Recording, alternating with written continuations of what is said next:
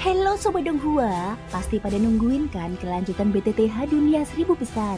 Oke lah, tanpa berlama-lama lagi, yuk langsung masuk ke alur ceritanya. Penjaga itu berhasil melewati tribulasi. Begitu suara Song Yu mereda, dari dunia lava muncul perlahan sesosok raksasa, binatang api kehidupan dan kematian. Wujudnya masih sama, tetapi jelas telah berubah. Dia berhasil selamat dari tribulasi. Di tubuhnya tampak nyala api kuning tanah yang langka, mengandung jejak aura api suci. Kekuatan binatang itu kini jauh melampaui sebelumnya. Binatang itu mengaum di langit. Suaranya menggetarkan, membuat banyak ahli merasakan ketakutan. Tekanan dahsyat langsung menyelimuti mereka. Binatang api melirik Xiaoyan sekilas, seakan tahu dia tak boleh diganggu, lalu memandang tajam ke arah yang lain. Sebelumnya dia telah berjanji bahwa rombongan Xiaoyan adalah sekutunya, yang lain bebas disingkirkan. Binatang sihir tingkat kaisar Dodi bintang 8, ucap Song Yu sambil mengerun kening. Kekuatan penjaga kini terlalu mengerikan, bekerja sama pun tak akan berguna. Pergi atau mati, kata binatang itu dingin. Ia menghembuskan nafas api, menyelimuti Xiaoyan dan rombongannya, lalu langsung mengirim mereka menuju mata air kehidupan dan kematian. Brengsek, seseorang memaki. Semua sadar, terobosan penjaga pasti terkait dengan Xiaoyan, dan ini balasan atas bantuannya. Serang bersama, beberapa ahli nekat mengerahkan energi kehidupan, membentuk berkas cahaya yang menghantam binatang itu. Meski baru menembus tingkat baru dan sedikit lemah, kekuatan Kaisar Dodi bintang 8 bukan tandingan mereka. Lava bergolak, berkumpul menjadi makhluk ganas yang menghancurkan serangan itu. Mundur, Song Yu segera menarik orang-orangnya, Lin Su, Feng Hong, Du Jun dan yang lainnya. Para ahli yang tersisa pun terpaksa mundur melihat kegagalan itu. Sekelompok pengecut, gumam binatang itu. Setelah keadaan tenang, dia beristirahat. Sementara Xiaoyan dan rombongannya telah menuju mata air kehidupan dan kematian. Hasil akhirnya bergantung pada nasib. Di perjalanan, Xiuqi menyinggung kematian Qi Haoran. Xiaoyan menghela nafas, dia tahu masalah ini serius. Membunuh murid penting keluarga kerajaan Xuanling bukanlah perkara kecil. Yuru dan Mu Yingying menatapnya mantap. Aku percaya padamu, Xiaoyan menjelaskan. Qi Haoran berniat membunuh, dan keluarga kerajaan Xuanling diduga terkait klan jahat dari luar wilayah. Aura jahat pada Qi Haoran dan Qi Haoqing nyata. Kekuatan mereka melonjak karenanya. Artefak di tangan Xiaoyan lepas kendali dan membunuh Qi Haoran. Kalau tidak, dia sulit membunuhnya seketika. Qi Haoqing berhasil kabur, ucap Xiaoyan. Klan jahat dari luar wilayah. Xiuqi terkejut. Di dunia 1000 besar itu musuh semua pihak. Jika ada kekuatan yang bersekongkol, mereka dianggap musuh bersama. Masalah ini besar. Laporkan ke sekte masing-masing setelah selesai, kata Xiuqi serius. Keadaan Xuan Santian akan berubah, ujar Ling Fuyao. Xiaoyan tersenyum tipis namun tegas. Jika keluarga Xuanling mengejarku karena Qi Haoran, meski aku mati, aku akan menggigit mereka sekeras mungkin. Tenang, kami bersamamu, kata Mu Feng, diikuti senyum Mu Yingying dan Qin Xin. Ayo, di bawah sana pintu masuk mata air kehidupan dan kematian. Dengan kehangatan di hati, Xiaoyan melangkah turun. Apakah itu pintu masuknya? Kekuatan jiwa Ling Fuyao yang luar biasa langsung menangkap seberkas cahaya yang muncul dari lautan lava. Dan dia pun berseru. Di dunia cairan magma, sebuah gerbang cahaya dengan kilau khusus muncul. Setelah itu semua orang melewatinya dan samar-samar merasakan sesuatu yang sulit dijelaskan. Di sanalah, ucap Xiaoyan mantap. Berdasarkan informasi dari binatang api kehidupan dan kematian serta persepsinya sendiri, Xiaoyan hampir yakin itulah pintu masuknya. Meskipun mata air kehidupan dan kematian menyimpan banyak misteri, tempat ini juga sangat berbahaya. Setelah masuk, semuanya harus ekstra waspada, pesan Xiaoyan. Baiklah, jawab mereka serempak. Rombongan itu pun melesat menuju gerbang cahaya. Saat Xiaoyan dan yang lain masuk, dua mata air kehidupan dan kematian langsung mengalami perubahan. Hehehe, akhirnya ada yang datang, ucap seorang pemuda pelan di samping sebuah meja batu di dalam mata air kehidupan dan kematian. Monster tua kejam, kali ini kau tidak berniat memakan gadis lagi kan? Di atas meja batu itu, seekor tikus bersuara sinis. Tubuh tikus itu berwarna perak keputihan, cakarnya tajam, dan auranya sangat mengerikan. Sementara itu, pemuda tersebut berpakaian rapi seperti seorang cendekiawan. Yen kecil, apa yang kau katakan? Monster tua kejam itu melirik tikus tersebut. Apa aku orang seperti itu? Monster tua kejam, hidup dan mati, muda dan tua, semua itu hukum alam. Jika kau melanggarnya, hukuman langit akan turun, dan saat itu kami tidak bisa menolongmu, kata tikus perak itu dengan angkuh. Apalagi sekarang para monster lain telah dipanggil oleh orang dari Pulau Guanghan. Tinggal aku dan kau di sini. Jika sesuatu terjadi padamu, Pulau Guanghan tidak akan memaafkanmu. Baiklah, karena ada tamu, mari kita temui mereka. Sudah lama kita tidak keluar sejak terikat pada tempat hidup dan mati ini, ujar monster tua kejam. Mata air kehidupan dan kematian apa? Tempat ini hanya genangan mati, tak berguna sejak bertahun-tahun lalu. Dengus tikus perak itu, dia pun memanjat ke bahu monster tua kejam. Dua sosok itu perlahan menghilang. Namun sebelum lenyap, monster tua kejam berkata, mata air ini hanya rusak. Kalau tidak, apakah menurutmu tempat ini akan sepi seperti ini? Pada saat ini Xiaoyan dan rombongannya memasuki dimensi lain melalui gerbang cahaya di dunia magma. Tempat ini benar-benar aneh. Reruntuhan itu sendiri sudah merupakan ruang khusus, dan mata air kehidupan dan kematian bahkan ruang terpisah. Kekuatan sebesar ini jelas bukan milik dewa pertarungan biasa. Kumam Mufeng, di hadapan mereka terbentang dua pulau bundar konsentris. Tempat mereka berdiri tampak seperti potongan melintang, dan di bawahnya terlihat sebuah cekungan raksasa. Di dalam cekungan itu hanya ada dua pulau melingkar. Pulau bagian dalam berada di tengah, dengan sebuah meja batu di atasnya. Di antara kedua pulau tersebut mengalir banyak mata air aneh. Namun Xiaoyan tidak merasakan sesuatu yang istimewa darinya. Apakah ini mata air kehidupan dan kematian? Apa kita salah tempat? Mufeng juga kebingungan setelah menyelidiki sejenak. Mari kita dekati dulu, kata Xiaoyan akhirnya. Hati-hati, di sini ada monster tua kejam. Dia yang terkumpul di antara tiga monster tua, ucap Yuru dengan waspada. Dia tinggal di sini? Masih ada orang yang tinggal di tempat seperti ini? Mufeng tertawa tak percaya. Memang, selain dua pulau melingkar itu, tidak ada apapun di sini. Menurutku mata air di tengah pulau itulah mata air kehidupan dan kematian yang legendaris. Tapi kenapa tidak terlihat istimewa? Kata Mufeng sambil mendekat. Mata air ini terlalu biasa. Mustahil bisa mengembangkan energi kehidupan dalam tubuh kita. Tambah Leng Fuyao, jangan-jangan kita ditipu oleh binatang api kehidupan dan kematian, ucap Xiaoyan dengan bingung. Tak perlu menebak, ini memang mata air kehidupan dan kematian yang asli. Soal kenapa keadaannya begini, aku juga ingin bertanya pada kalian. Tiba-tiba terdengar suara tenang. Seorang pemuda tampan muncul di hadapan mereka. Siapa dia? Xiaoyan dan yang lain langsung siaga. Munculnya orang ini tanpa suara jelas menunjukkan kekuatannya luar biasa.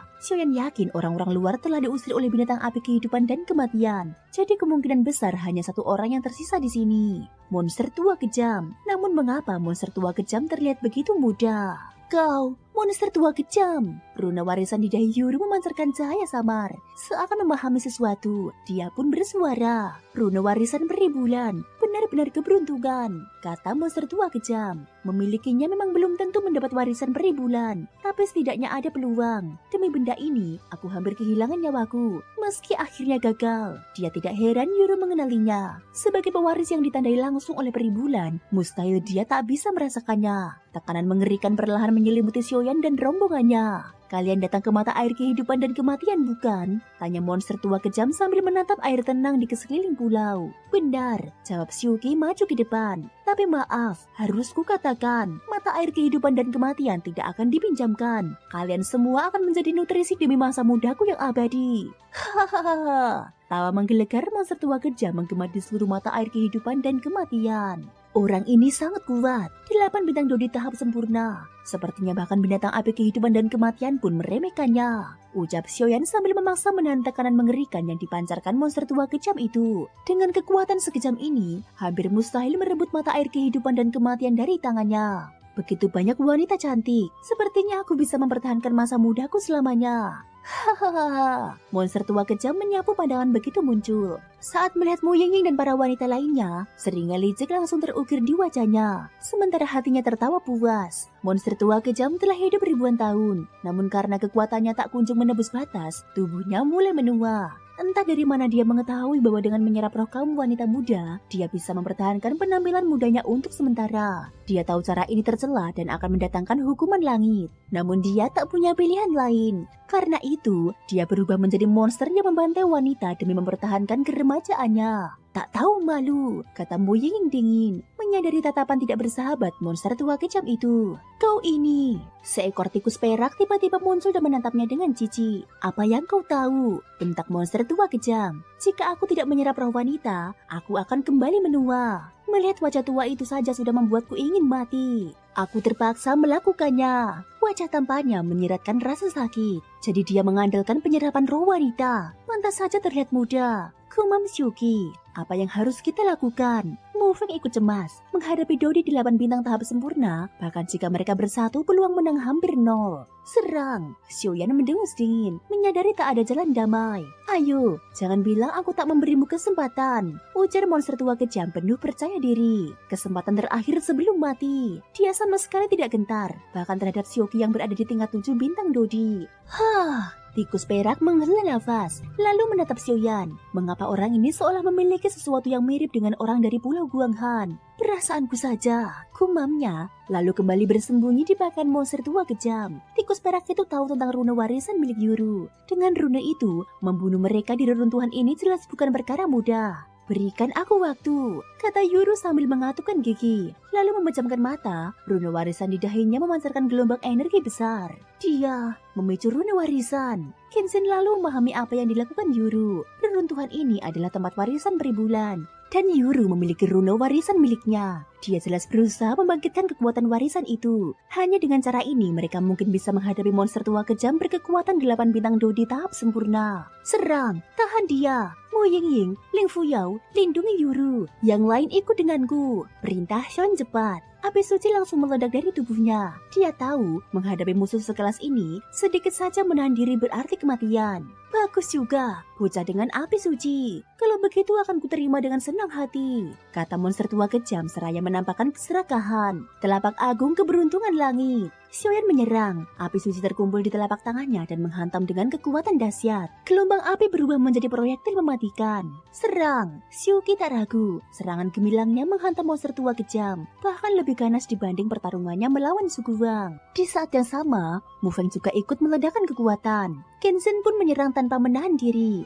Hanya sekumpulan sampah. Perbedaan kekuatan tidak bisa dijembatani oleh kalian, ucap monster tua kejam dengan nada meremehkan. Seketika, cahaya putih menyilaukan muncul di sekeliling tubuhnya, bercampur aura hitam samar. Sial, kekuatan 8 bintang Dodi di tahap sempurnanya telah melahirkan kekuatan kematian. Xiaoyan terkejut, kekuatan hidup dan kekuatan mati adalah dua hal berbeda. Memiliki kekuatan hidup saja sudah luar biasa, namun melahirkan kekuatan mati mensyaratkan kekuatan hidup terlebih dahulu. Biasanya, kekuatan mati hanya muncul saat Dodi 8 bintang berhasil menembus ke 9 bintang. Namun monster tua kejam ini telah memilikinya, kekuatan mengerikan yang mampu membunuh seketika. Hahaha, kalian semua matilah. Tenang saja, setelah mati, jasad kalian akan kukubur dengan layak, katanya dingin. Serangan Xiaoyan dan keempat lainnya langsung lenyap. Kekuatan hidup dan mati monster tua kejam sama sekali tidak melemah, malah menghantam mereka balik. Gelombang kematian yang pekat langsung menyelimuti semua orang. Apakah ini akhirnya? Kumam Mu Feng, namun mereka tidak menyerah. Xiaoyan, Xiuqi, Kenshin dan Mu Yingying tengah mengerahkan kekuatan terakhir. Sementara itu rune warisan di dahi Yuru bergetar hebat, memancarkan cahaya misterius dan menghantam kekuatan hidup dan mati tersebut. Monster tua kejam, pewaris yang kupilih, kau berani menyentuhnya. Detik berikutnya sebuah suara perempuan yang lembut namun mengandung tekanan langit dan bumi menggema di seluruh mata air kehidupan dan kematian. Peribulan, pupil mata monster tua kejam langsung mengecil saat mendengar suara itu. Lalu dia menatap sosok ilusi di hadapannya dengan tatapan tajam. Jika bukan karena orang ini dahulu, bagaimana mungkin dia terjebak di reruntuhan? Bagaimana mungkin dia terikat di tempat ini selama ribuan tahun tanpa bisa keluar? Karena itu, saat kembali melihat peribulan, mata monster tua kejam dipenuhi kebencian. Enyahlah, peribulan mengangkat tangannya perlahan. Seketika kekuatan hidup dan mati milik monster tua kejam langsung terurai dan lenyap tanpa bekas. Kau pewaris yang kupilih, ucap peribulan. Dia lalu menoleh ke arah Yuru, sama sekali mengabaikan monster tua kejam. Yang terlihat oleh semua orang adalah seorang wanita abadi. Rambutnya hitam pekat dan indah, 3000 helai terurai lembut. Alisnya melengkung halus, wajahnya selembut porselen yang seakan meneteskan air. Dipadu dengan tubuh anggun, benar-benar sosok kekasih impian bagi pria manapun. Di dahinya, rune bulan perak putih berkilau samar, memancarkan aura misterius. Senior, itu aku. Yuru menyeka keringat halus akibat pemanggilan tadi, lalu berbicara. Saat ini, rune warisan di dahinya persis sama dengan milik peribulan di hadapannya. Api suci dua jenis, bocah yang menguasai seni rahasia dunia arwah. Sepertinya orang-orang yang membantumu bukanlah sosok biasa. Meski sekarang mereka masih sangat lemah, aku yakin di masa depan mereka akan menempati posisi di antara para puncak kekuatan dunia 1000 besar, ucap Peribulan dengan suara lembut. Di saat yang sama, monster tua kejam bergumam. Tidak, Peribulan hanya sebuah bayangan, bukan sesuatu yang bisa kuhadapi sekarang, ucap monster tua kejam. Satu-satunya pilihan adalah mundur. Melihat situasi itu, monster tua kejam berniat kabur dan diam-diam bersiap pergi. Senior, Xiaoyan bersuara tergesa, menyadari perubahan sikap monster tua kejam. Hehehe, tenang saja.